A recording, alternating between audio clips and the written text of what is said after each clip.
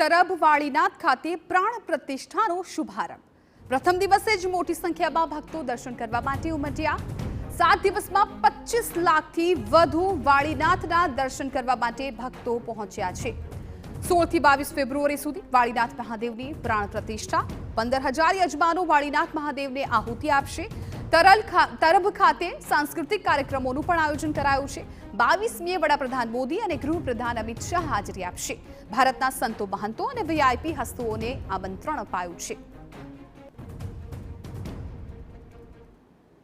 प्रथम दिवस से लैने छेल्ला दिवस 7 दिवस सुधी अलग अलग आ रीते रोज अलग अलग सांस्कृतिक कार्यक्रम रहेशे। रोज अलग अलग संतो आवीने उद्बोधन आपशे અને વીઆઈપી લોકો જે સંતો હોય કે બીજા લોકો હોય એમના સન્માન અને સત્કાર કાર્યક્રમો રાખવામાં આવે છે।